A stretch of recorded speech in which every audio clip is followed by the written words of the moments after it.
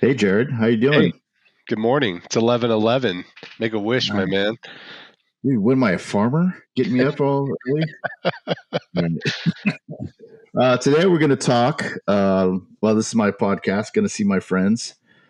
Today I'm here with Jared, and we're going to talk about the five, or in our opinion, our humble opinion, the five underrated bands that you guys should listen to, or that hasn't really got the attention they deserve, in our humble opinions.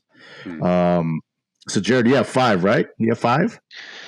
Yeah, and like I mentioned when we talked a little bit earlier, there's one that I realized that probably got more commercial attention, more success because they charted. They had some Oh, songs in that's the right. chart, but we'll spend maybe a little less time on that one. But I think Okay. there's some topics for debate on that, and we'll touch on those when we get Okay. there in terms of why people love or hate this band.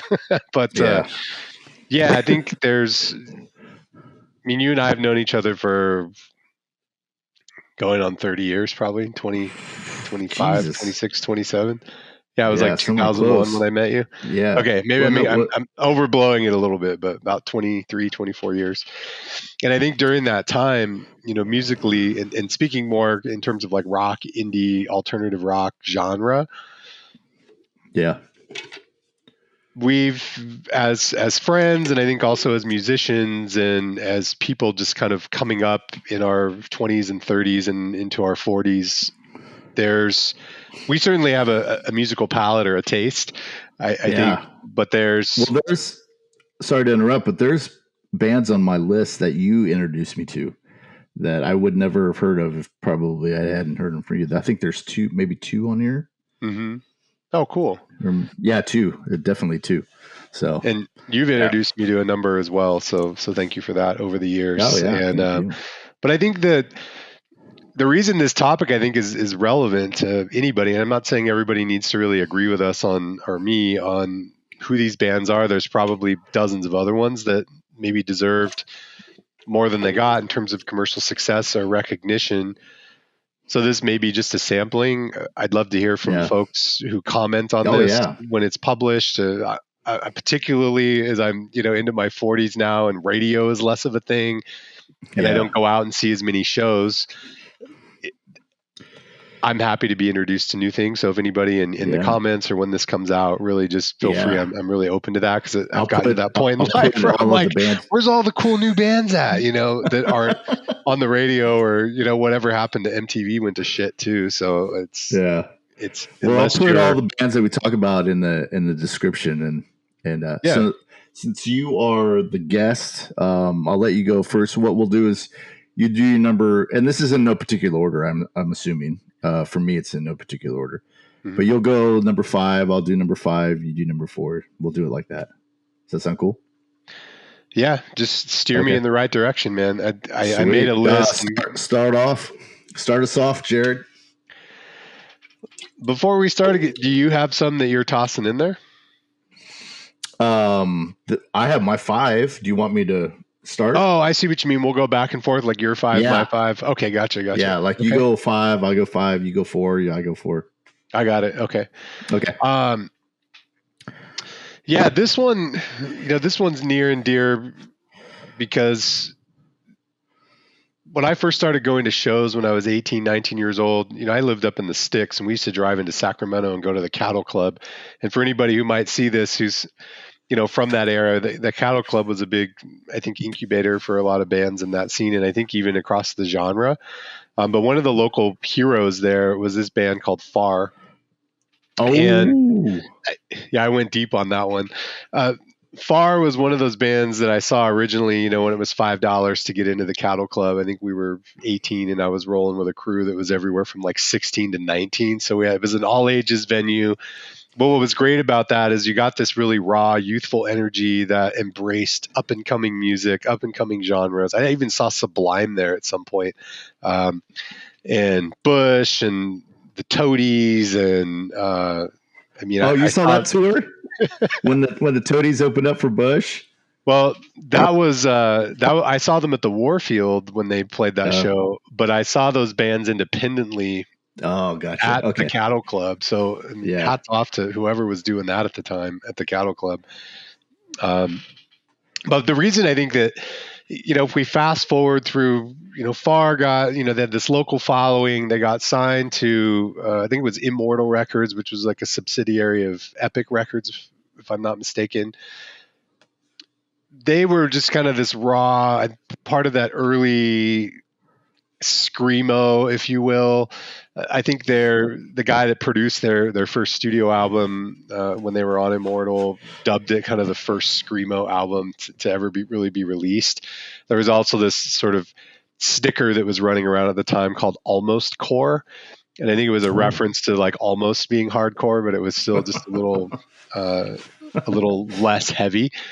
Yeah. But the reason I picked this one as 5 is I think these guys were groundbreaking in that Deftones era of that like very heavy guitar, heavy drums, but really melodic vocals. Yeah. And I think where maybe the mainstream at the time, I wouldn't even say the mainstream, but maybe to some degree the commercial success or the lack thereof, they weren't really good at putting together great hooks. And I think sometimes that's where bands or even artists can succeed, is when they're really good at writing hooks. So I was going back and listening to some Far songs, some of my favorites, and asking myself, like, what's appealing about this? Why did I like it? Is it just sort of nostalgia of being 18 and moshing? Or musically speaking, like, what was appealing about it? And I think that I came up musically as a choir boy for 7 years. So I really learned a lot about dynamics, and I think that's where Far really excelled, is they could do these very delicate, emotional, gritty type of melodic lines with the guitar, drums. They were really good at dynamics. They could bring things down and then really build the song. I'll talk about another band that's phenomenal about that kind of later in the lineup. But I think they had a little bit of success. One of their songs was featured in a Buffy the Vampire Slayer episode. So they got signed to a major label. In fact, you might remember, what was the name of the studio where we recorded a demo at?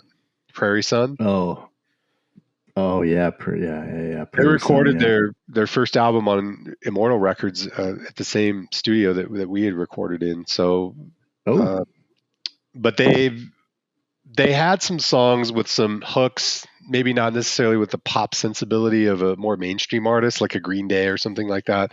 Yeah. But the contrast here, why I chose this, really is interesting, because if you look at the number of plays and the followers that a band like the Deftones has, really some overlap in the genre and the style. They were from the same area, from the Sacramento area, but the Deftones got a lot more commercial success, although they weren't necessarily radio. They weren't played a lot on the radio. So it's interesting. What's your opinion? You have two bands that are somewhat similar.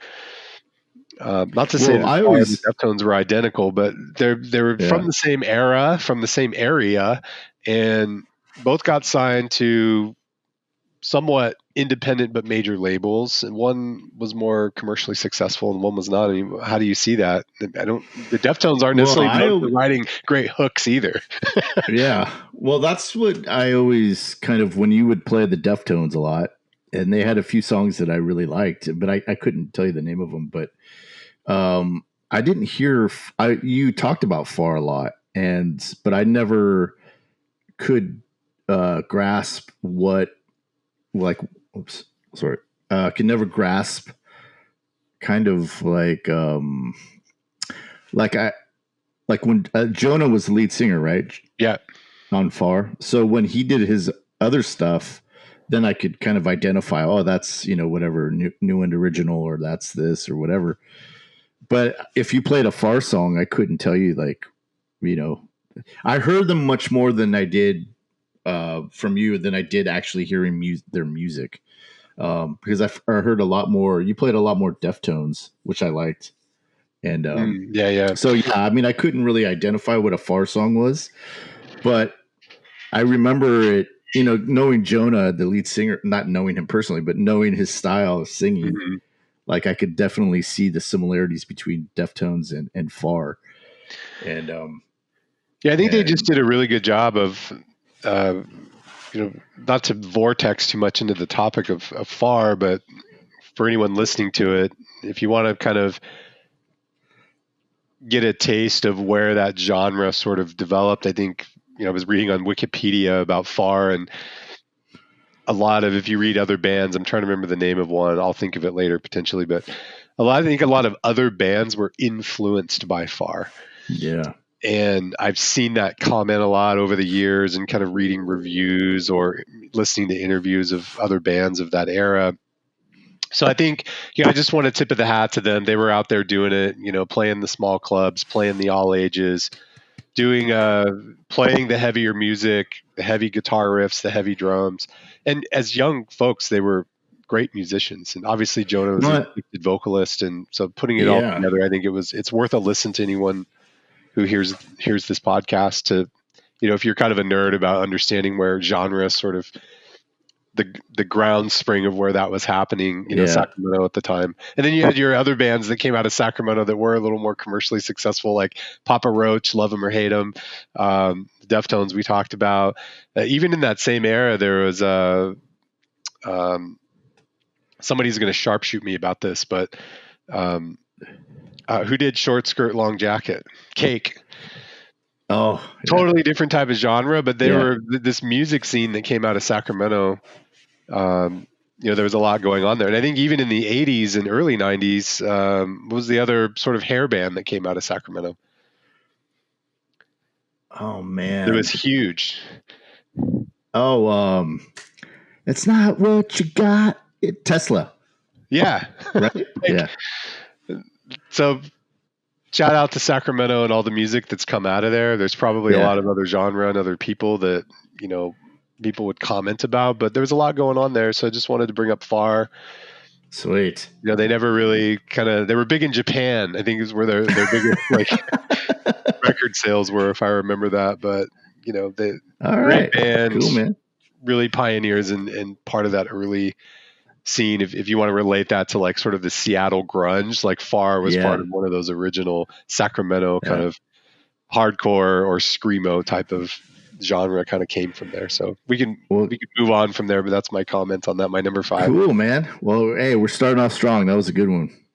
And you'll know this one. This one's again in no particular order. I always felt like Sparta was a band that they kind of got big for a second in terms of commercial, but they never really were on the radio.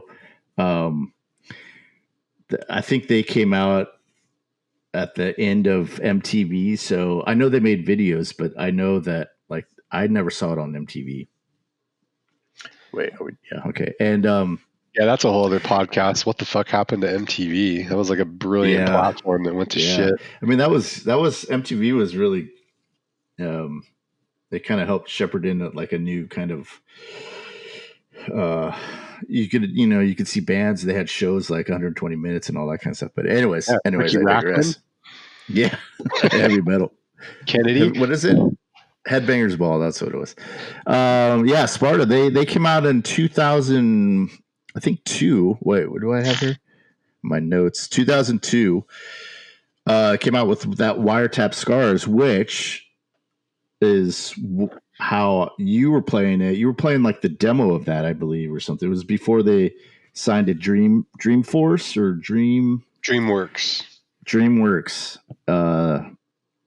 And so I remember you were playing that demo, and then they came out with the official album, and I was just floored by that sound, because it was kind of, I was always like maybe a hard rocker, not necessarily like heavy metal, although I started playing heavy metal when I started playing music, but it was more of that bridge between like hardcore and hard rock, because you had, and like what you were saying about Far was you kind of had this like really aggressive type of music, and he could scream with the best of them, but he could also kind of bring it down. And what I liked about the more mellow stuff that they did was that, and mellow in the first couple albums, 3 albums, was that his voice was always kind of still rough, but it was still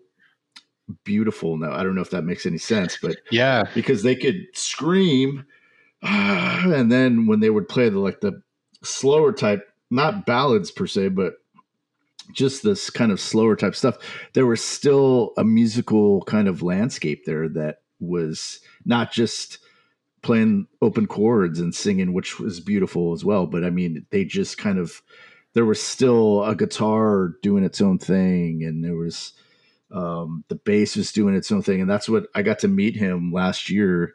And I remember talking to him about why I was so into Wiretap Scars, was because even in the mellow songs, they had all these different things going on. It wasn't just straight ahead.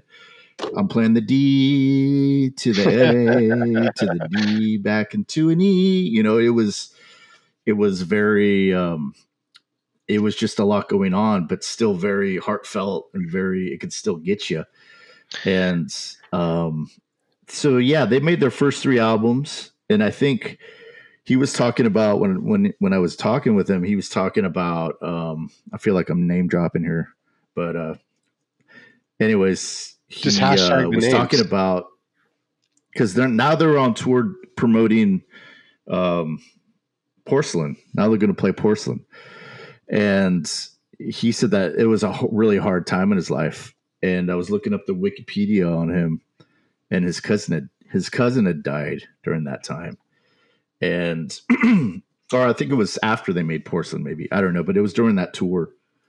And but I mean, you know, even then they were like so solid and so, I mean, the screaming and the hard lyrics were always a big selling point for me, because that's how I felt, and you can kind of identify with those Yeah. kind of things like I that. have a thought on, keeping with a little bit of the theme of that commercial success, or underrated, so to speak, or why more people didn't hear him, or the radio play thing.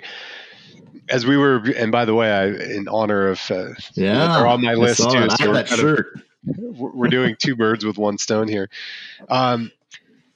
You brought up the Wiretap Scars album. I think you and I went to see them. I think it was the Snowcore tour, and I forget what year it was, in San Francisco. And I think to your point about their ability to kind of have that emotional appeal and the melody, but at the same time the aggressiveness to be able to flow in and out of sort of this hardness and softness. I feel like now, being like almost 50 and like doing yoga sometimes, that there's this sort of a need in life, why I think from a visceral perspective, like as humans, especially as like people in modern society, there are these moments where you need to be able to be soft, and you need to be able to be firm and hard. And I think that appeal, and the thing that blows me away about Sparta, and why I'm glad you have this on your list as well, the Wiretap Scars album, in my opinion, going through like Sans Cosm and the Glasshouse Tarot, those had great hooks, in my opinion. And the cool thing with like, I was listening to Breaking the Broken. Sparta had, and by the way, they were kind of born of At the Drive-In. And even when you go back and listen to song composition by those guys, and then how they split off, and then Sparta was one of the 2 bands, Mars Volta obviously being the other. Their composition of those songs is very solid. I mean, they've got some things that kind of have your basic chorus and your verse. They've got these great sort of little bridges. And then I was listening to Breaking the Broken. I was like, oh, I never really dissected that whole like pre-chorus that they have in that. And I think to me, I never understood. I'm glad, because guys like you and I and their sort of cult following that loved them and could go see them for $20 at a reasonably sized venue, it was a benefit to us. But I think that what I didn't understood, musically speaking, is why they didn't have the bigger commercial success, because they had, some good pop sensibilities here and there, where they could write a good hook, great song composition, but it just didn't necessarily stick. And even with the label support of DreamWorks, it was fascinating to me why they didn't really get bigger. But well, they opened for some big bands, and for me, I always thought, I remember it in the early 2000s. I remember thinking, oh, okay, this is it. They're going to get big, and people are going to hear them. But they just didn't really take that next step, which I think is a good thing, because I think not all bands are cut out for that. Some bands implode when they get so big that they're just like, hey, well, you were just playing garages like last year, and now we're playing stadium. Some people can't handle that, and so I'm glad that. And from what I've read too, Jim Ward, the lead singer, he probably couldn't handle it. That's not what he wanted. So when they were on tour for Porcelain, he quit midway because he was just like, the band's not where it needs to be. He was just filled with self-doubt.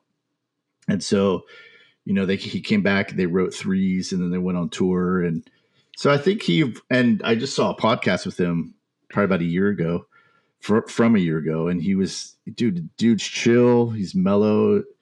Matt, his bass player, was with him, and they were just talking about the anniversary of Wiretap Scars. And so, yeah, I mean, he's pretty happy with the way that Sparta turned out. So, yeah, I think it was it 2 years ago they did the Wiretap Scar anniversary tour. I got to see him in Sacramento. It was fantastic. Yeah. So I saw him on that tour like the night before, I think, in San Francisco, which was crazy because the tickets were like $60, I think. But for VIP, it was only like $92 with fees and everything. And so I was like, all right, cool, man. I'll go see him. And I think I told you the story, but it was like there were 6 of us in the VIP in this. It was at the Great American Music Hall, which it's big, but it's small. It's still intimate, and so I'm lucky that I got to meet him. He was really cool guy. I think isn't that where we saw the Snowcore tour? Yeah, we talked about that too. Because I told him all the times I had seen him, and I was like, he goes, I go, yeah, I went and saw you guys in 2012 and he goes, oh, I remember that. Where was that? And I told him, it was at the Independent. He goes, oh, I love that place, man. Is that place still open? I was like, yeah. Yeah, that's where we first saw Silversun Pickups, I think, opened for Sparta or something like that. And that was at that was the rickshaw stop. Yeah, no, that was it. The rickshaw. It was over by the stadium by Oracle Park where the Giants play. Yeah, I'm thinking of a down different some show. alley. Yeah, it was down some alley, and then it was like a speakeasy or something. And you had to knock 3 times, not really, but it was just kind of hidden place. And then it was Silversun Pickups, and then Sparta came on. Yeah, so. Yeah.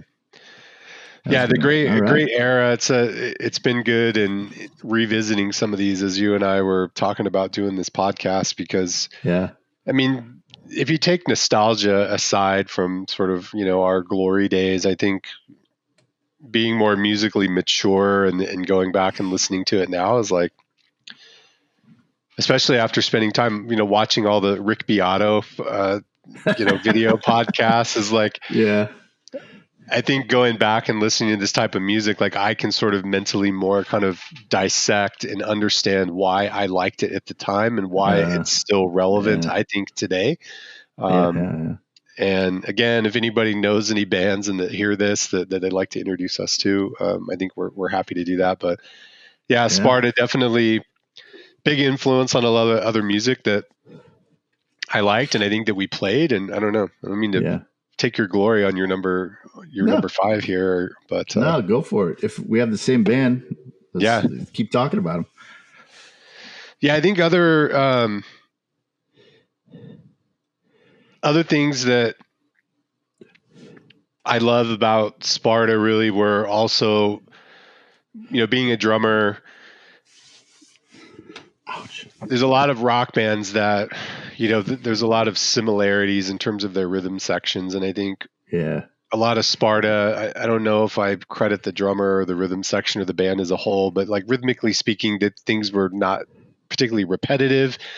Right. But they did have these sort of more punk driven type of rhythmic. Yeah. And then they played some kind of offbeat syncopated type of stuff. As well as some real good, straightforward kind of pocket rock that was really appropriate for the songs. And I think that was something that was appealing to me. Wasn't particularly complex or flashy, but very appropriate for the songs with like little nuances that made them a little more unique, I think, than, something more Yeah, I straightforward. mean, I don't mean to interrupt, but it's like I feel like at parts when they were writing the song, Jim would just be like, I'm just gonna noodle here. But it wasn't like noodling, like there was no direction to it or no thought to it, but it was more of like it was very elegant, very it fit the song. And you would think like, man, how would you think of that? Yeah, there's a song, I think it's RXQ Coupe. Hmm? That comes after. I don't know what song that is. It's off of Wiretap. The way he plays that, the way he plays the rhythm of that is incredible. Like I don't know how you would play and sing that because he's constantly moving his fingers and constantly going to different chord shapes. And he plays like I play like him. Our styles are really kind of similar. So when he's playing like lead lines in like a chord progression, uh, I was shocked that that's how I thought it was like two guitars playing two different things that kind of because like the Stones and Guns N' Roses were really good at blending their rhythm guitars. They had two rhythm guitarists at sometimes, and they were good at like blending their rhythm. So they weren't playing the same thing, but it sounded like it sounded great. And that's what he did, but he does it by himself, and that's crazy to me. Yeah, and I think in the That was early mind days of blowing. Sparta, they had two guitar players as well, right? It Yeah, was Jim and the yeah, other guy. So maybe over the years, when at different moments where it was just him, he had to figure out how to stitch those yeah. together on his own. I'm Which sure is if he were here, we incredible. could ask him. He might say, "Yeah, it was easier to play when there were two of us." But yeah, that's a Yeah, great point. I think the era of the guitars, the traditional guitar soloing, or the hard rock, heavy metal, yeah, or yeah, hair band era of soloing. I think what was refreshing of us being kids of the 80s is coming out of that and then out of the straight power chord era of Nirvana, getting into the Sparta era. yeah, It was nice to have a sort of lead type of guitar lines to complement the rhythm, but that weren't necessarily someone playing obnoxious scales or right, really right. a showcase like a Van Halen. No disrespect to Van Halen, obviously a great guitar player, but Yeah, style wise, it was nice to have something a little simpler, but that was still melodic and drove some rhythm without yeah, yeah. turning it into sort of the 80s sort of guitar virtuoso type of work. Right. And I think that was in a for those who less is more appeals to, or kind of the understated type of guitar leads. I think Jim Ward and Sparta and similar Yeah, bands really drove that, which was a breath of fresh air, coming out of a lot of the heavy guitar solo era that I think you and I both grew up in. yeah, yeah. Cool, man. All right, you want to do your next one, or is that Sparta was your next one? That was my number three. Oh, Um, okay. but I think Here's I your number can four. a nice foray into that um, is Sunny Day Real Estate. Oh, So we're kind of, we started in Sacramento. We just went to El Paso, Texas with Sparta, and we can jump up to Seattle, where I think a lot of, the Pearl Jams and the Nirvanas and Soundgardens kind of came from. But I yeah, think Sunny Day Real Estate, again, same era, not a whole lot of commercial success, more of a cult type of a following. I think if you look at Spotify, they have, what did I kind of note here? Like only a couple 100,000, listeners versus, I mean, Sparta was even less, by the way, if you look at what their numbers were. yeah, I think that a lot of their stuff's in like the five figures is where I think Sunny Day, and they've been around longer, Sunny Day had. So, that might attribute. yeah, Um, but what was interesting about these guys is they were, very gritty, not particularly mainstream appealing. The early albums, Circles, I think was their first kind of big album, or big oh meaning like a yeah. studio album. I think they were still on Sub Pop at the time. Or Circles was the song. It was in Running circles. Yeah, round in circles. yeah, So that was probably the most popular song off that album. I mean, people can debate that with me, and that's fine. I think I understand why at that time with the Nirvanas and the Soundgardens coming out that maybe that was a little less appealing. But if you listen, I think musically speaking, again, I'm no Rick Beato, but I think there's a lot of song composition that they do that was somewhat sophisticated for the era and the genre. Yeah. In having multiple changes in a song, pre-choruses, bridges, things where they really stitched together, and they were a little awkwardly done at times, but they pulled it off, and I think that's what made them unique. And for those of us rebellious folks who were just like tired of mainstream radio, it was a fresh alternative with some hooks that you could kind of listen to and anchor into the song, but also felt very different, refreshing, and gritty at the time, which maybe the appeal of more of kind of the youth or the alternative underground folks. What was cool about them is they evolved. If you kind of go through their albums and you get into like their second album, I think it's called How It Feels to Be Something On, and then into the Rising Tide? Yeah. The studio production got better. When you get all the way into kind of the Rising Tide era, I mean, that was a very polished album.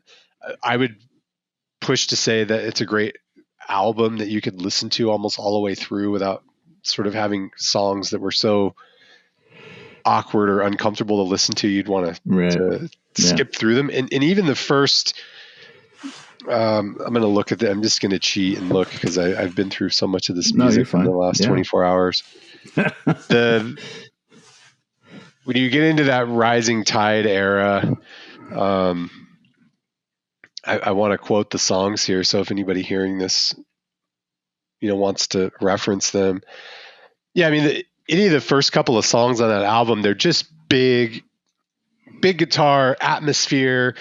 They have hooks to them. They've got a great chorus. I mean, there's so much to like about some of those songs in contrast to, the earlier albums where, yes, they had those elements to them, but you really, I think, had to have a taste or an acquired taste for Diary was the first studio album they did with Sub Pop. So Diary. Yeah. There's some great tracks on that. I mean, in just Circles is great. A lot of people know that song already. Yeah, dude. Well, I mean, to your point about the evolution of their sound, that first album sounds to me like they were just kids. And I don't mean that in a derogatory or talking down, but like when you're first starting out playing, and you hit something and you're just like, yeah, it's that high that you're kind of, and it becomes like maybe even becomes your sound, but there's a kind of a rawness to that first album. That's what attracted me to it, was the idea that, oh, this sounds like a local band. Like if I went to a like a bar or something, if we went to the old Vic back in the day and saw a band or the Moonlight, like you could see them playing in a place like that, and it kind of made it more accessible because there wasn't this big gap of like, when you go see Van Halen, you're just like, whoa, it seems so big and so like, but when you hear a band like Sunny Day, you're like, oh yeah, okay, I could do that, and it gave you that kind of not hope, but inspiration that you would go out and play, and it wasn't really that hard, that you could just do it, and yeah, that was what really attracted me to them. That's a good pick, dude. Yeah, that's a great point. Like accessibility. I think a lot of this music that we've talked about and will continue to talk about is your point. I echo that almost to the T.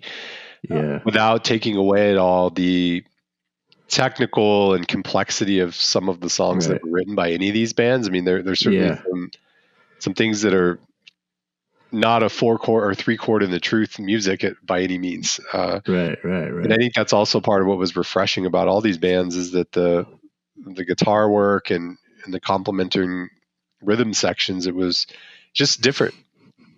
wasn't quite the same as everything else.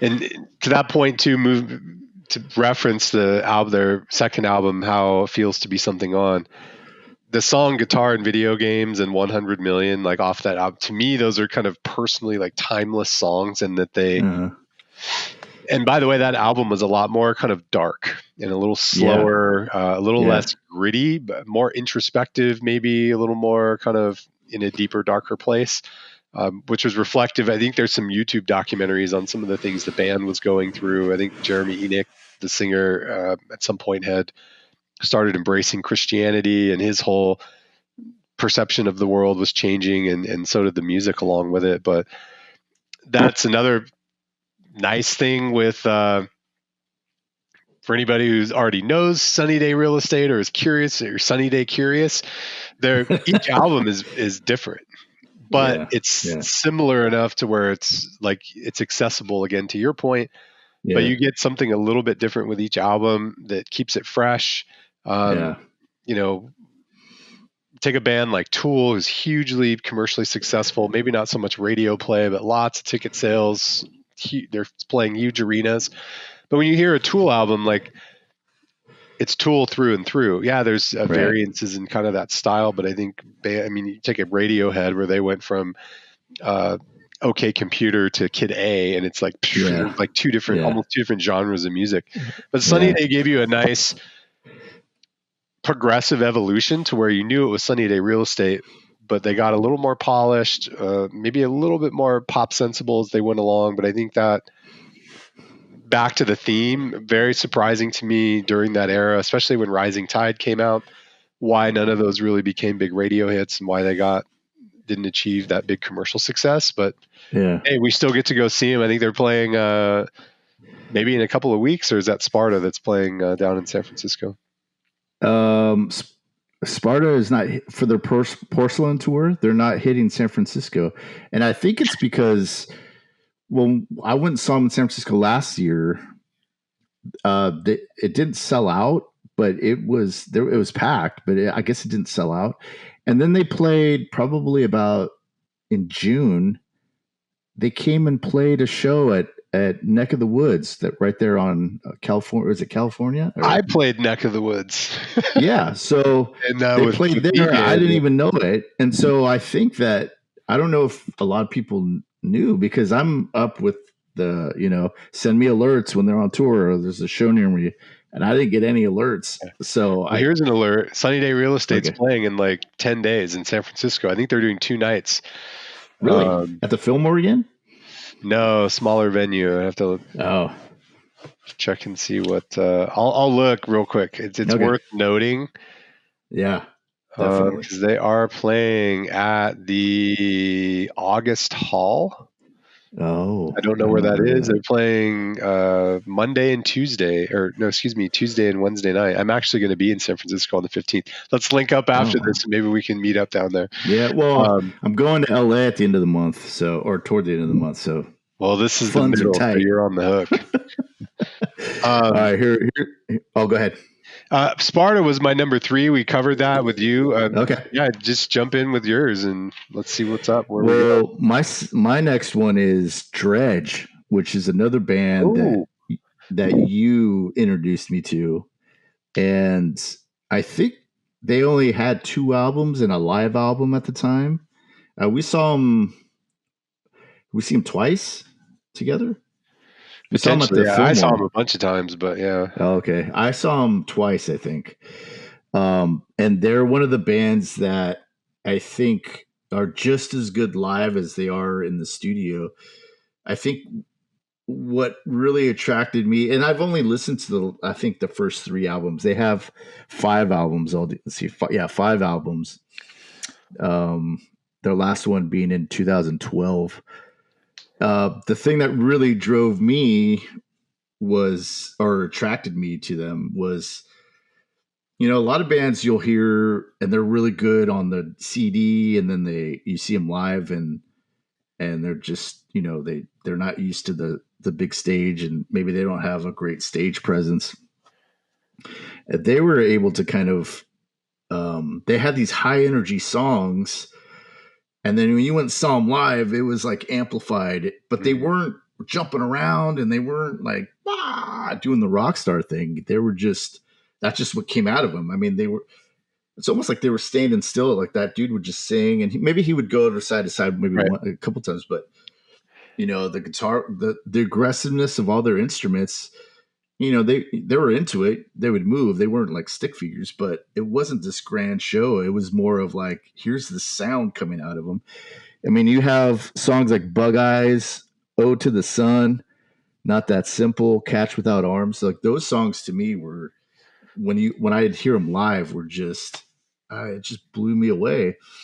And They it's had sad great because hooks. I think, great hooks. To your point again, it was, and they were relatively local. They were from like Los Gatos. Yeah, kind of down in kind of the South Bay, Central Valley of California. And so that's what really their album. Let's see, what album? Hell, Catch Without Arms. Yeah, it was Catch Without Arms, and then the next one was the Pariah, the Parrot, and the Delusion. Yeah, which there's only a couple of songs off there that I really liked, but they were just, we actually saw them at Snowcore again too. I think that was the first time we seen him. They played, I think that was the same show they played with Sparta, which was like what a treat that was for me at the time. We even met the drummer. The drummer was like walking through the crowd afterward, and we were like, "Hey, man!" I actually have a couple of his broken drumsticks. Yeah, to your circling back to your note about their live performance, I think there was a certain humbleness and understatedness about the band's presence, but at the same time, like if you ever seen, I think his name is Dino Campanello. He was a maniac drummer. I mean, just like high sticking all the time. Like, I think he sort of covered that showmanship for the band. The bass player kind of could move around a lot too, but the music spoke for itself. And I think exactly. Good way to put it. Yeah, there wasn't a whole lot of sort of theater that came along with it, but the music in itself, in my opinion, was almost sort of like progressive rock. Kind of had like a little ounce of Tool dropped in there because a lot of atmospheric type of stuff.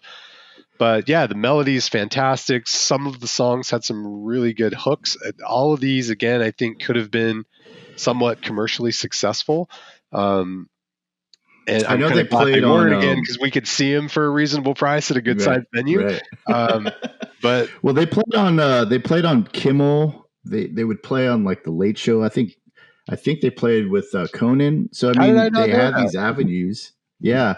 And they had these avenues where they would play these, like, stop by these talk shows, but it just never kind of got past that. And it was, but it was cool because it reminded me of like back in the early 80s when you would watch like David Letterman, and he would have like, or Saturday Night Live, which I only see from from like, tapes or clips online. But back when they were really progressive about what bands were, they weren't playing like, the top 10, they would play the top 10 bands, but they would also play these underground bands, like, they would have like Warren David Letterman would have like Warren Zevon and Tom Waits and, these musical icons, but he would also mix it in with all the popular stuff. And I think that's what, when I would see Dredg on TV, I only saw him once or twice on TV, it was like, oh wow, cool, this is cool. Like I like that when they mix up the kind of underground stuff, not underground, but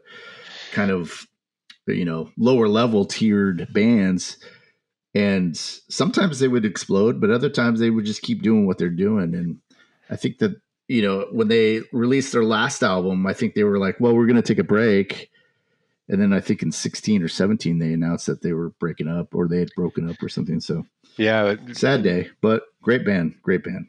That's a great point too, not to sort of vortex into another topic, but I think that's also speaks to in my opinion, the devolvement of sort of the entertainment industry where, but speaking of late night TV, Sunny Day Real Estate actually played Letterman. So I think as far as Dredg goes, I mean, I saw them live many times. I think I know I saw the live show at the Fillmore. I have the poster actually hanging up. You on the other side of the wall there. Like 3 of them. And Yeah, just fantastic musicianship all around, not just in sort of song composition, but also in atmosphere and texture. So they did a really good Yeah. job with the bass. I was inspired to start playing bass by watching their bass player, because he Yeah. would play almost these like more staccato type of bass parts that weren't like doo doo doo doo doo doo. He was very boop, boop, boop, boop, Uh-huh.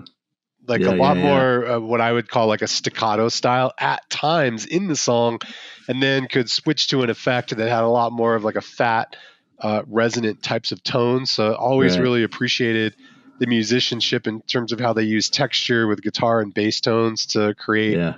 the atmosphere and the texture of the song. And then of course Dino, the drummer, was just like a maniac all the time. Handled the showmanship piece of it, drove those songs like really hard, but could be able to kind of Every dial it back. song he put his soul into it. Yeah. Yeah. He would just it was just like you could just see him, but you could also see the joy and all the passion that he had. It's great. Yeah, I feel sorry for Good. his drum tech. I think one time after a show, I flew up to Portland and saw them Uh-huh. play at a theater in Portland at some point. And my buddy James, James, we stuck Yeah. around for a little while afterwards. And I went up, and underneath his drum set, there was probably easily like 10 broken drumsticks. And I got one from there. The drum tech threw me one, but I mean, he just Uh-huh. destroyed. I saw at that show he had hit the snare so hard that it blew through the top head and through the bottom, and all the strands, the metal strands from the strainer were hanging Yeah. down. And the drum tech had to run out, replace the entire snare drum, and get him some new sticks and get him back going. But he just kept playing through it. But it was frightening and also at the same time triumphant to see somebody so into their music and hitting so hard that they blew through the top and bottom head of a snare drum, like while playing live. Incredible. Yeah. Yeah. Yeah. Unfortunate maybe financially for them that they didn't have more commercial success, but I think that they had even for the era too, like a lot of these bands we talked about, I think either came out like too early in the wave of the genre. Maybe people weren't ready for bands like Sunny Day Real Estate or the Spartas, where I think maybe 5 or 10 years later, had those albums come out, they might have had more, I think, commercial or mainstream appeal. Dredg, I think, similar thought there. So yeah, good pick on that. Anything else? Yeah. I kind of ran away with your No, that's Dredg good. pick, I think it's a good point to make, and I'll just make this really quick, and we'll go on to your next one. But when I worked for that band Abity, I feel like that was kind of what you're talking about. Is like I think they came around they were too early. I mean, not to say that they invented some sort of genre. They didn't. They were just straight ahead rock and roll. But you listen to Mammoth, like Eddie Van Halen's son, Wolfgang, his band, and it's like, Abity could have opened up for this band because it's the same feel, the same like riff rock, but had the melodic vocals and all that kind of thing. And I think I was talking about it with the dude from the record store in Nevada. Is that and still he saw open? my shirt. I was wearing an Abity shirt, and he's like, "Oh, hey, check this out!" And he had one of the albums, and I'm like, "Yeah, I used to work for them." And he was like, "Yeah, man. I mean, they were just ahead of their time because at that time, because when we would play shows, I would go and sell merch or take pictures or whatever. They would play these venues, and they were tight and they were rocked and they were loud." And then the band that they're opening up for would be this like, and no offense to emo, I love emo music, but it was just this emo band that was kind of like, what do they call it? Shoegaze, Shoegaze. shoegaze. That's what it is. And it was like, what? And they would, pack the house when Abity was playing, there would be like no one in the audience. They'd be getting beers and so, yeah. I thought I remembered the opposite when I saw them, is they shredded, and then like the headliner came on and like half the people left. Maybe that was just the show I was at, but I hear you on that. Yeah, that was toward the end, I think. But yeah, go ahead with your next one. Let's see here. We covered Sparta. That was we have that in common. I think we talked about Sunny Day and Far. And we don't need to go into this because this is relatively new band from my that I like that really kind of came on my radar probably Yeah. during the pandemic when I was going back and really spending more time Yeah. exploring music. And this band had more commercial success in terms of they had songs on the alternative rock charts and rock charts according to Billboard. But Greta Van Fleet, I bring it up not to kind of fanboy them or say that they were underrated or they didn't achieve commercial success. And by the way, I'm going to make one last little point on the last few bands we've talked about. The only reason that I feel for these bands not achieving more commercial success or financial success is not because it's like I want them to be the next Foo Fighters, but Right. really those types of bands who come up, humble beginnings, play the clubs, do it, tour and sleep in a van and couch surf and do it the old fashioned gritty way. It's a huge sacrifice they make, as an adult now, and I have a 6-year-old son. And I think as an adult, these artists that are creating music that we have consumed, enjoyed, saw live, bought the t-shirts, all these things, these artists make huge sacrifices to do that. It seems glamorous and it seems like, oh, it's so cool. They're touring in a van and eating ramen and just having an adventure. Yeah. Of course, that's the fuel that drives the sacrifice at the time. But I think that a lot of these folks really deserve, I think, to have been able to make a living. And I think guys like Jim Ward will acknowledge that they were able to make a living because they were just big enough to like get by and pay the bills. But some other bands, didn't. So for those of you who ever go out and see those opening bands or have friends that play music, I mean, there's a lot of sacrifice that these groups make for their own personal gain. They could have got other jobs. They could have bought houses. They could have lived an easier life, but they stayed true to the grit because they were passionate about what they're doing. So Here. Here. Well said. As I'm drinking out of my 6-year-old's cup.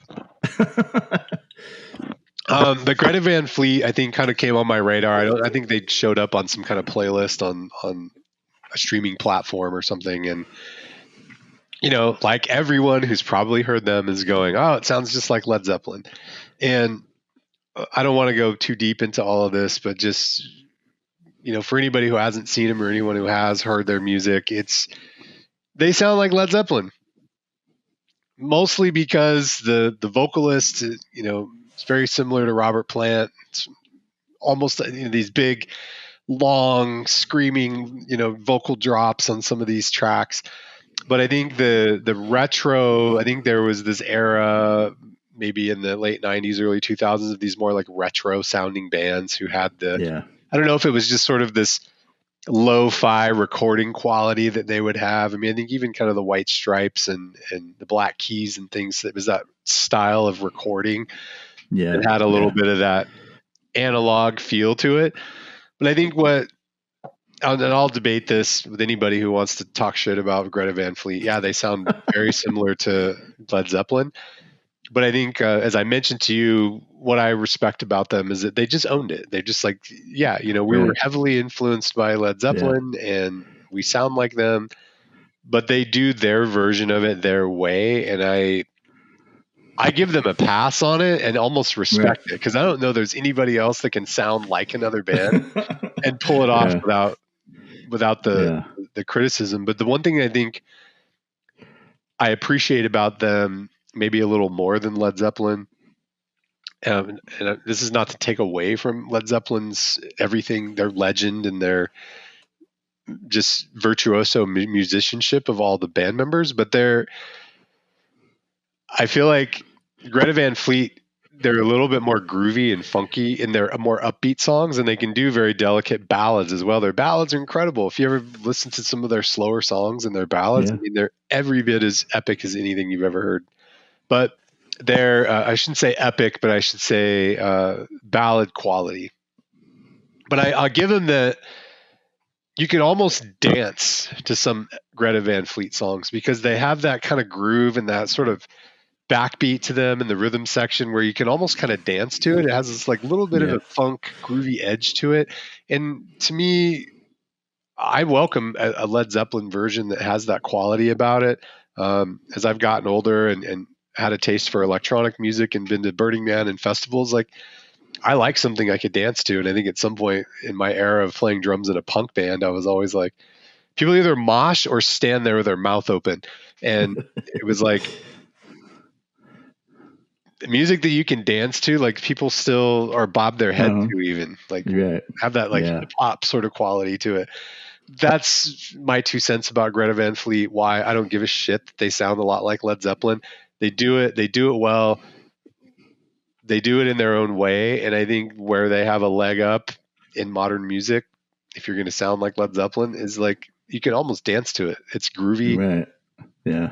I say, fuck you if you want to talk shit. Go listen to it. Appreciate the parts of them that are different than Led Zeppelin rather than hating on it because it has a lot of similar qualities to it. So I'll leave it at that. And I kind of, in the process of preparing for this, disqualify them from sort of underrated because they did achieve some degree of commercial success, but maybe controversially because of their overlap with the Led Zeppelin sound. So I'll set that one down. That's awesome, dude. I think, that's the beauty of music too, is that you can like the same bands or dislike the same band, or, just from your own experience, and you can bring your own stuff to it. And that's what I always liked about playing music and stuff. And actually playing music gives you an appreciation. And it kind of, for me, and maybe you, it stopped there. Because I worked in like the Virgin Megastore, Tower, Rasputin. I've worked in all these like record stores. The one thing I've learned that I can't stand is the whole, oh yeah, I liked them better when they were this band, or oh, I saw them open up for this band, and they were, just that whole kind of pretentious type of like gatekeeping that tends to happen in the music industry. It's just like, I think I might be a little bit guilty of that myself. So I think we all are. I think at some point, but I get, I can imagine the store and the record store, the scene, what you're talking about, where people, it's less about their tastes, it's about taking their taste so seriously. Yeah, it becomes like lifestyle music, Yeah, like you've busted my balls for talking shit like that about bands and getting in that way, and I get it, and maybe I deserve it, but no, but I've done it too, so the blame goes all around. Billy Joel, so me? I don't hate Billy Joel. I'm kidding. I'm referencing our conversation the other night. Oh, that's right. Okay. So I have one more. Oh, no, I have two more actually. Okay, so two more. I don't know which one.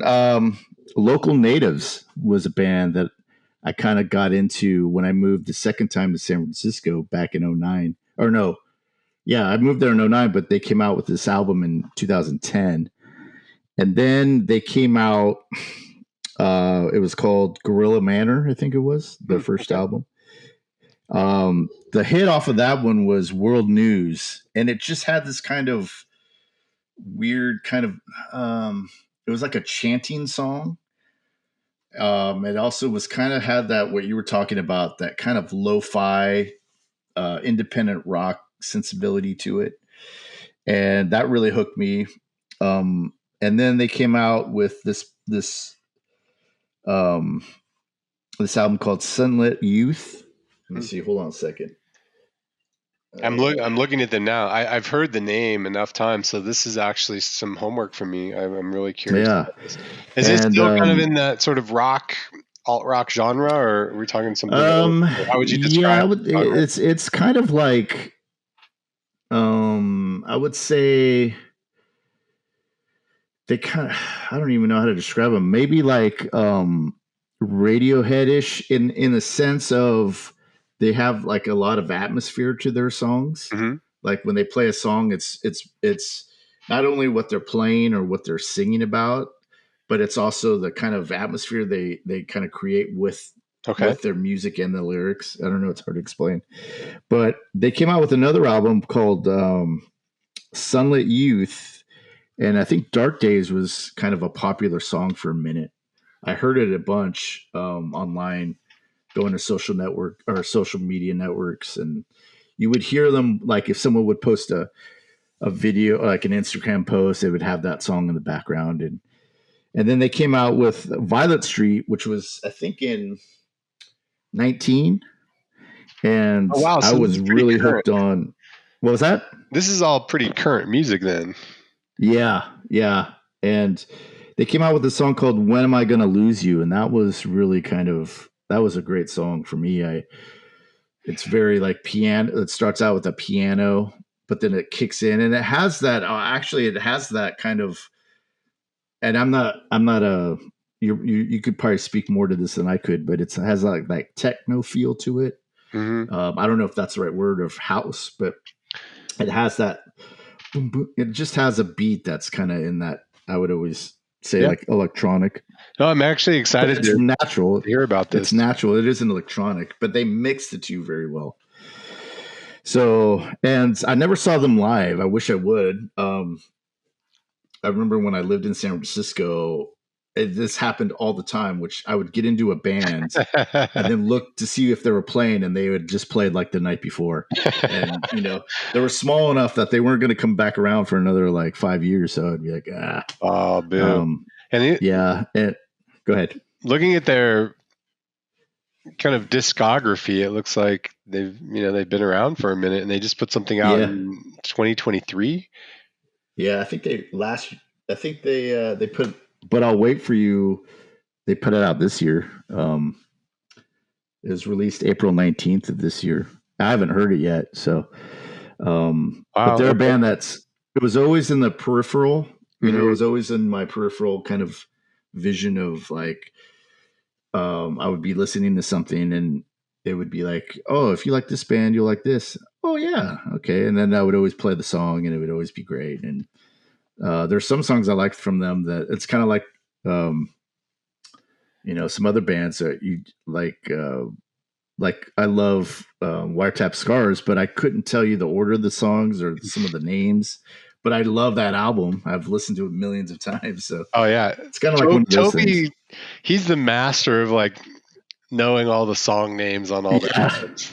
Yeah. We'll be chatting a while back. He's like, yeah, this song and that song. I'm like, fuck. I'm like, what album was that on? What year? Like, how do you know that? Like, I know the chorus and the hook, and I'll always remember those. But yeah, I'm excited to check out Local Natives. I've seen their name around. I feel like they've popped up on playlists, or I may have accidentally seen them live a time or two, or at least part of their songs. But I think I'm admittedly a little bit out of touch with a lot of more modern kind of mainstream music. Yeah. But I'm excited to hear, like, I feel like there was this no man's land kind of in between genres as we were moving from a very digitally based sort of music distribution channel where we didn't have the MTVs, a lot of the smaller clubs that were open before the pandemic. I mean, a lot of these things took a big hit and everything became much more sort of through digital platforms rather than kind of the old fashioned way. And I don't even want to call it old fashioned. I think it's a really important journey for a band to have. Remember Minus the Bear? Yeah. I was going to put those on here. Yeah. They were at the time, I think in kind of the late 2000s, early 2010s. I mean, there was criticism that I read in Billboard, some pretty well-known publication. I don't remember exactly where it was. That like, oh, people are just called them like a YouTube sensation. That's how they were discovered. Was right. They were putting out music and videos on YouTube, and it sort of caught fire for a period of time. Right. They were able to tour and produce a few albums. But I think that nowadays, a lot of music just comes through digital channels, and there's a lack of the live experience and being able to understand like what the vibe of the band really is, like seeing it in person versus studio, like totally different genre. But like that whole Spearhead and what's his name? Michael Franti, right? Yeah. Like I think their albums are like, I don't like them at all. But then seeing them live is like a completely different experience. And so I make that contrast because there's some bands that you think you and I saw Silversun Pickups live. I mean, they sound amazing live as they do on an album. Yeah. You referenced it with Dredg. Lots of love for the Deftones, but man, I've seen him play some real sloppy shitty sets live versus like they're great, I think, in a recording. So I'm really curious to see local natives, to listen to them. Thanks for the tip on the tracks. And I'm hungry for something fresh, even if it's a little different than my. Yeah, that's cool. You'll like my next one too if you do it. Okay.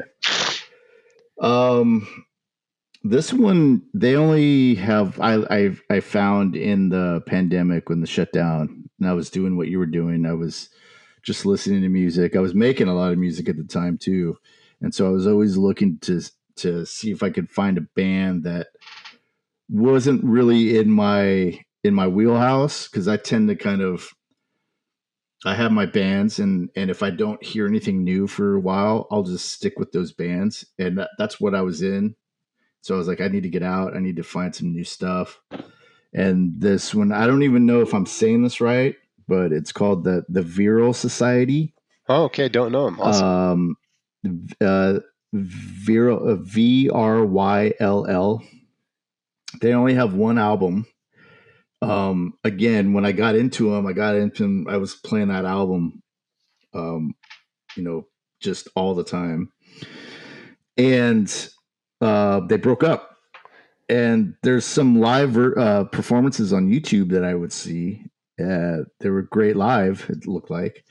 But some songs to kind of, some of my favorites are Chorus of the Satellite, which is the first song of the album by the same name.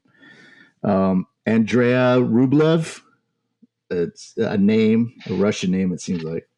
And Light at the Edge of the World are the three songs that, for me, kind of, I was like taking like drum patterns from them and trying to make songs of my own, because they just kind of blew me out of the water, because it came out of nowhere. I think I was listening to something.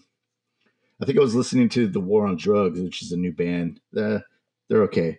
But I love The War on Drugs. Are you kidding me? Those guys are amazing. No. What? But at the bottom, in Apple Music, they have other similar artists, and I just clicked on this, and I was kind of blown away.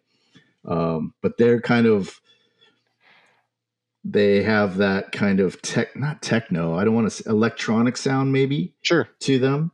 But they're all playing instruments. It's not like electronic drum, although they have those probably programmed at some point. But they're a great band as well. They remind me of kind of the Flaming Lips, but better vocals and more tighter. Are you kidding? I love the Flaming Lips. Their vocals were polished, in tune, beautiful lines.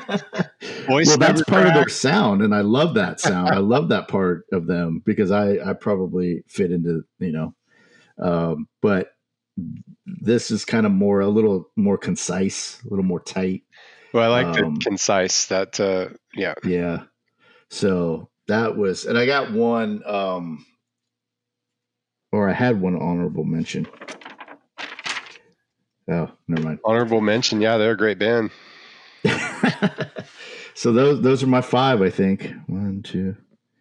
Oh, I got one other one. Real Estate was my I'll drop my fifth in there, and because I could do a whole podcast on this whole entire band, but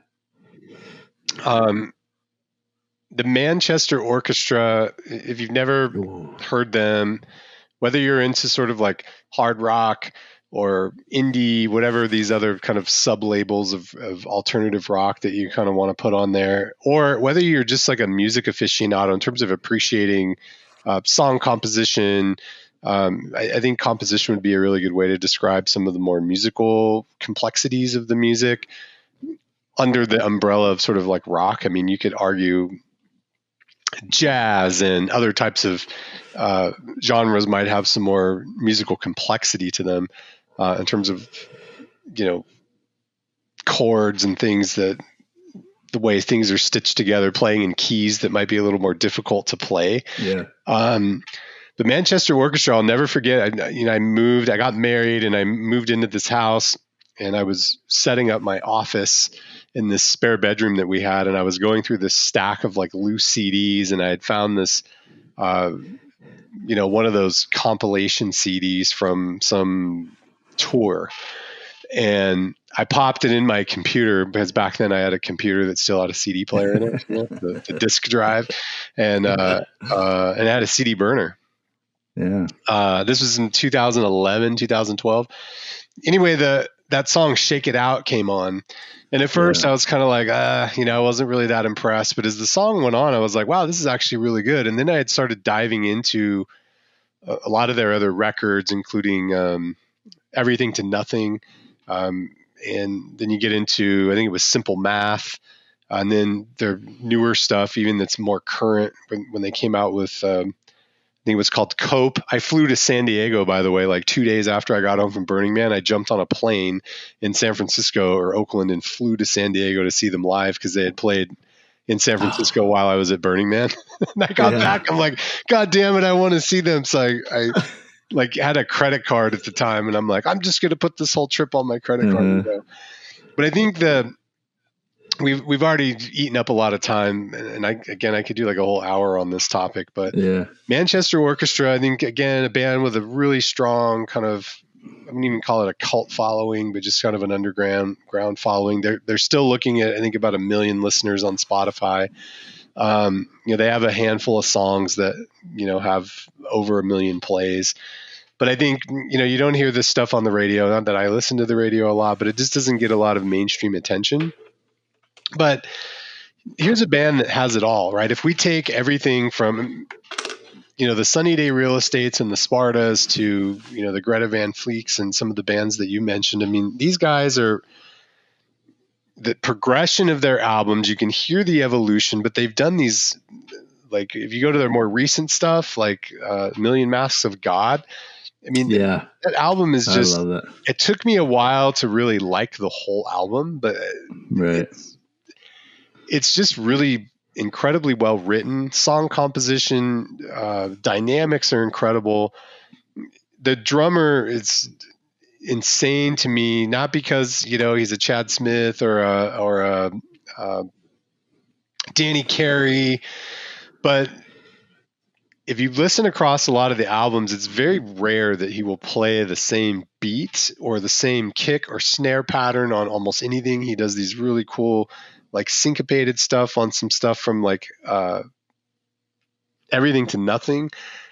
Stuff that as a drummer myself would be very difficult for me to dissect and like try to replicate. So love the rhythm section there. The vocals and the guitar parts, they have 2 guitar players that just play off of each other. Not a whole lot of crazy leads, but a little more complex kind of rhythms and melodies all woven together. Right.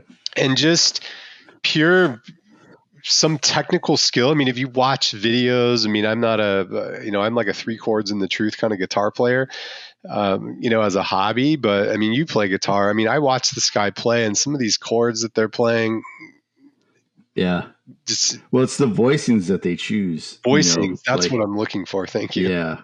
And going back to the drummer's part, the drummer reminds me of the drummer from what's it? Death Cab for Cutie. In the sense of like, in the sense that they both play in these kind of not understated. They both play in these kind of bands that don't require like the big, 24-piece drum set or anything like that. But they have that ability, and they're kind of the master of their instrument, and they bring a lot to their band because, like in Death Cab, they have really cool rhythms too. They're really tight. The drummer's really tight, but he is like, his idol was Neil Peart, so he was on the Rush documentary talking about Neil. Oh, the drummer. So they have that they have the skills to play like double bass and but they choose to kind of channel their talent into these bands, and it kind of becomes a part of that sound. So if you take out that drummer, it's like you would hear it. That's how it affects their band. That's a great point. There's a song called Apprehension that's on their Simple Math album, which I think it was, let me look at the year here, 2011 it came out. There's the fills and transitions and even some of the drum intros that he does on some of the songs are just not common, but still fit the song and are still groovy, but they're sort of, I would call them very curious. Like when I heard him as a drummer, I was like, it fits the song and it's cool and you could almost not notice it. But there's this curiousness about how he uses even drum phrasing or even some of the patterns of how he'll do things that are a little bit offbeat, or maybe there'll be an accent on a 3 instead of a 2 and a 4. And it kind of gives you this little, like, what was that? Like a little shimmy about, they kind of juke you musically like an athlete would, where you think that they're going to, like a football player is going to run a pattern and then they kind of do a shake and bake. Like he'll shake and bake on the drum. They should zag. Yeah. In a subtle way that doesn't sort of stand out or say, hey, look at me, I'm doing a thing here on the drums. Right. Really appreciate that about that. And if you just go through, there's a lot of albums. I think they have 7 or 8 albums. But going through the early stuff all the way to The Million Masks of God, which I think came out in 2021, 22, they are highly adept at creating moods. I feel like a lot of their more recent stuff could be in movies because of they're almost symphonic in a way about how they compose a song, use keyboard, use guitar, drums, bass, and vocals. It's incredibly rich music. Yeah, that's a good description of that. And if you're a fan of the more gritty kind of 90s underground kind of thing, then like just eat up the older albums. There are some absolute brilliant songs on some of the older albums, and some awkward stuff, that maybe isn't as easy to listen to. But again, the theme being kind of underrated, not much commercial success. I really don't understand why they didn't. There are plenty of songs on, especially their last few albums, that have great hooks to them that I could hear being on the radio or featured somewhere. They have played some late night TV. It's not like nobody knows who Manchester Orchestra is, but they're not, charting and doing these big stadium tours. And one sort of, I don't know if I call it a brag, but I saw him when just before the pandemic in 2019, I believe I got to see them do a tour where they were playing the Everything to Nothing album at the Warfield. Pretty big venue in San Francisco. Not that, so I don't want to. It's a great place to see bands though. Yeah. I was on a work trip and I stayed an extra night and saw them, and it was, and to the note you were saying about live performance versus studio, who's good. Yeah. Another band that's fantastic live, brings that energy, but still plays live as they do on the album without it sort of throwing you off that you're hearing a different band versus what you've consumed on a recording. Yeah. I know we don't really have the time to dissect a lot of albums and songs by them, but it's my number one because I think it stood the test of time for me. I discovered them in 2011. I remember when I moved into this house, 2012. 12, 13 years later, I think they're still a relevant band. They're still putting out new music. They're doing EPs. The singer and some of the other members have done some side projects. One of them's called something Books, Bad Books. They've done some like collaborations with some independent artists.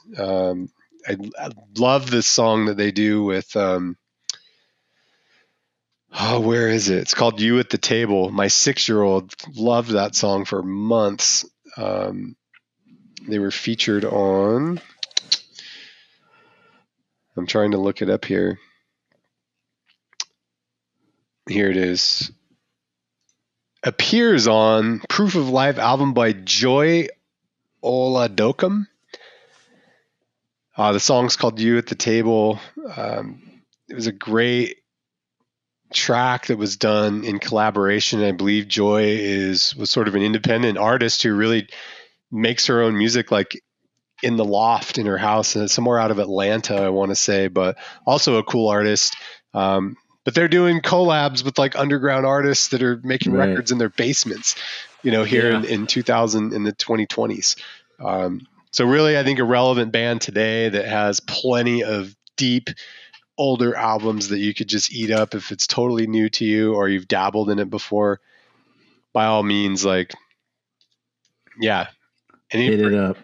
Yeah, I mean, you could, and there's a spectrum of things to like, and things enough to not like if you don't like it, to kind of set it aside and appreciate what you do. And on that note, I'll kind of shut up about it because I could go on about, Yeah, no, I think they're a great band. I have to agree with you on every point because I think they're the bands that I just got recently into, probably in the last 2 years, 3 years. I've always heard of them, but I just never really kind of got around to listening. And yeah, I feel the same way, man. We should probably do a podcast on just the brilliance of their catalog. We've been going for an hour 20, so I'm thinking we should probably wrap this up. But I had a great time, dude. I think we should do this more often. I think we should, do some more deep digging into some artists. Maybe it could be an artist that you like or that I've never heard of, or maybe an artist I like you've never heard of, whatever. So yeah, hopefully we didn't put anybody to sleep, but if you're able to hashtag the band names, I mean, I'd love to hear comments or input from anybody about not so much agree or disagree, but maybe point out a band or a song or an album that deserved a little bit more attention. Even I'd more love and have someone say, and I'd love them to go back. My homework is really checking out Local Natives and the Viral Society. Excited to hear about new music that you talked about, and for anybody who hasn't heard any of the bands we've talked about, like, throw in your ear pods and check it out. Well, like you said, everybody, give us a list of your bands that need some loving or more attention in the comments if you want to do that. I'm going to link all the bands we talked about today in the description. And again, Jared, my friend Jared, I'm Steven, and thanks for listening to us. Take care. Appreciate it. Appreciate the invite, Steve. Yeah.